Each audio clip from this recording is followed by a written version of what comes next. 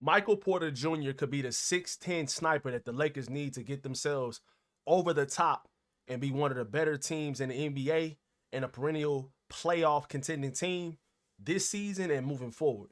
So in today's video, guys, we're going to be talking about the possibility of the Lakers trading for 6'10 sharpshooter Michael Porter Jr., who's playing at an all-star level this season and looks absolutely amazing. So according to reports, guys, the Los Angeles Lakers are one of the teams to be in the contention for Michael Porter Jr. Let's go ahead and hop into the report. Michael Porter Jr. is a possibility for the Lakers per HP Basketball. They say that they have heard about a lot of talks between the Lakers and the Nets the past 2 years, and they did the DFS trade already, so there's a relationship. Claxton would be a very good fit, which he would, but there's also the possibility of going in for Michael Porter Jr. Now, I don't think the Brooklyn Nets want to keep Michael Porter Jr. I think that his contract is kind of hefty for them, and they're kind of in a rebuild. Now, he would be a good cornerstone for their team, but they're not heading in the right direction, and I think for the right price, they will be willing to give up Michael Porter Jr. This is the type of trade I can see the Lakers going for. A star player, a future star player, or pretty much already an all-star this season. He might even be an all-star in the Eastern Conference the way that he's playing. We're about to look at the statistics in a second. But Michael Porter Jr. is one of the best shooters in the league. He's definitely a top 5 shooter in the NBA right now. He's 6'10". He sees over everybody. And Lakers fans understand how good of a playoff performer he is and how good of a player he is in general. When he played for the Denver Nuggets, real Lakers fans know Nikola Jokic and Jamal Murray were canceled out pretty much by Anthony Davis and LeBron James in those playoff series. But the contributions from Michael Porter Jr. and Aaron Gordon, especially Michael Porter Jr., they could not be touched. He was the difference in those series. Now, granted, Jamal Murray made the game-winning shots. Nikola Jokic had the crazy behind the back, behind the head jump shots from half court. He had these crazy shots, him and Jamal Murray. But the consistent the consistent thorn in the side was Michael Porter Jr. He could not miss against us. It just seemed like every time he shot the ball, it was going in.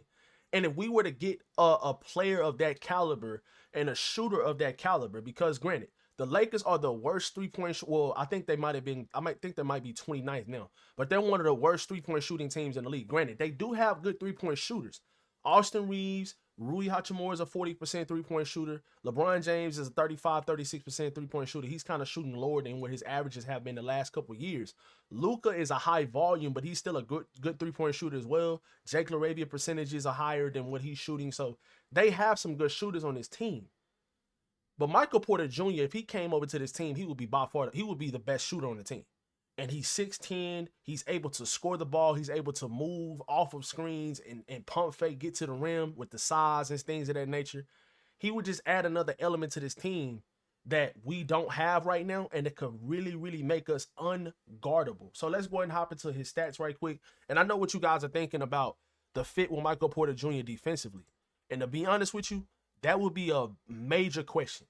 But from when I look at Michael Porter Jr., when I think about how he played with the Denver Nuggets over the last couple of seasons in the postseason, he was not a liability defensively. We were not able to pick on him the way that I thought we would be able to. And that's because he stepped up and played very good defense.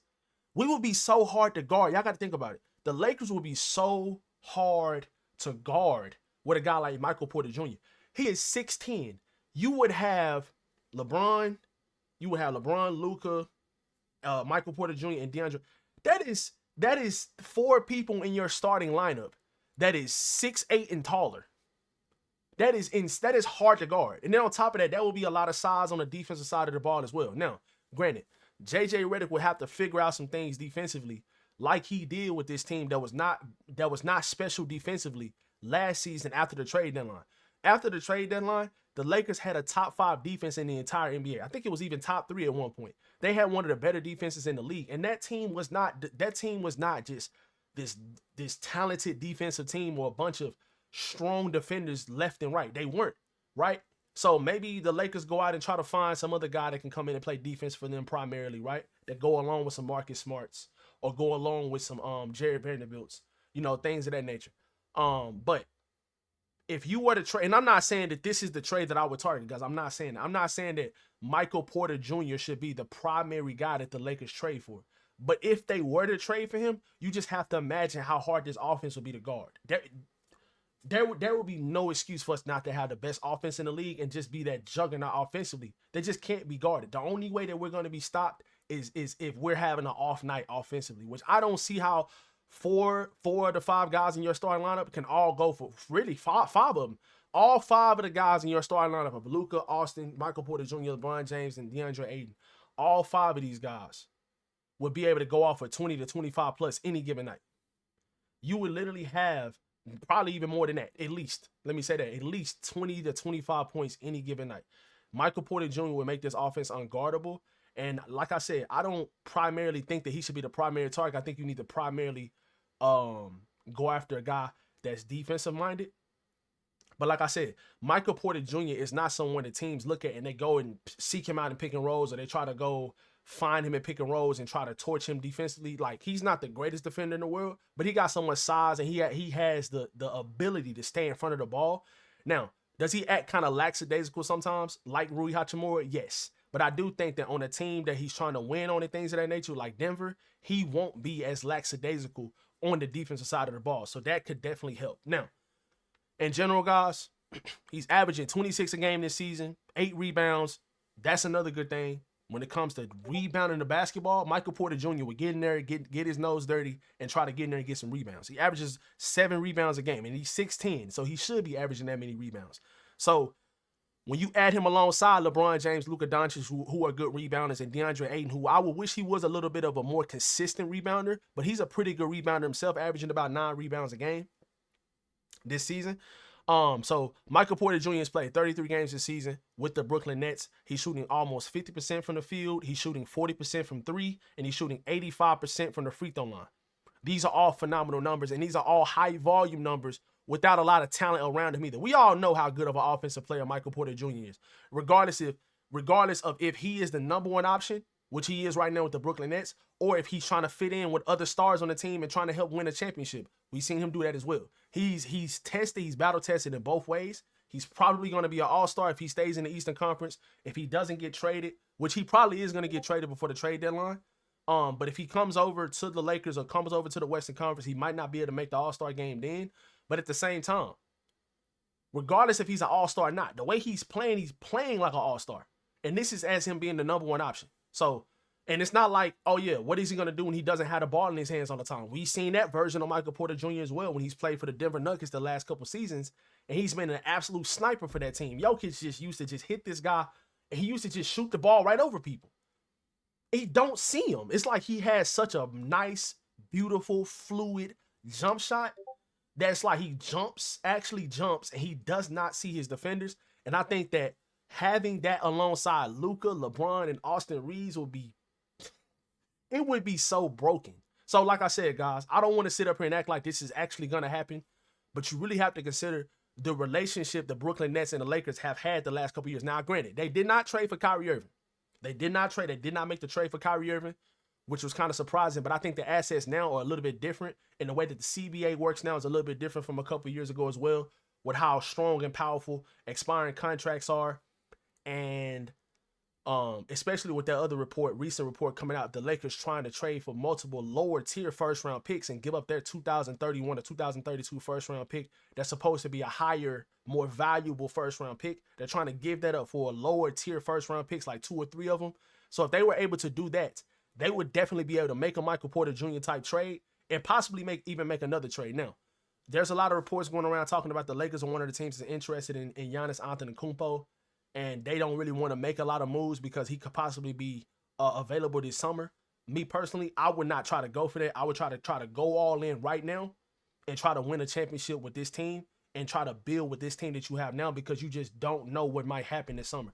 There is no guarantee that Giannis is going to try to get traded to the Lakers this offseason. There are teams that could possibly offer more than the Lakers can.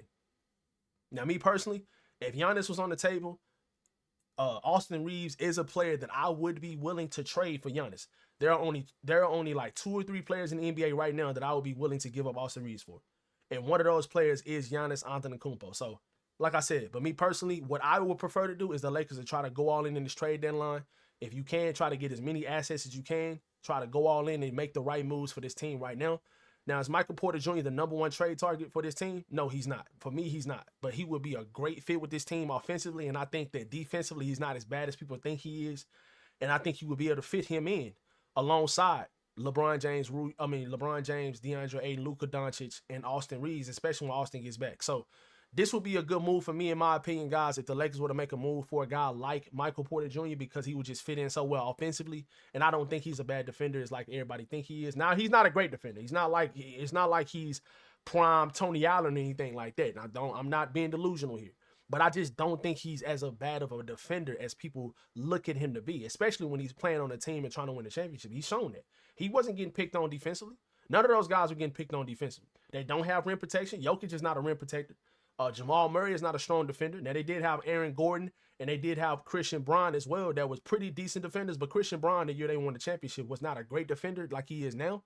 So Aaron Gordon was pretty much their primary defender on most guys. But they figured out ways to play team defense and get stops, get timely stops, and they were unguardable offensively. And I think the Lakers can kind of carry that same formula if they were to trade for a guy like Michael Porter Jr.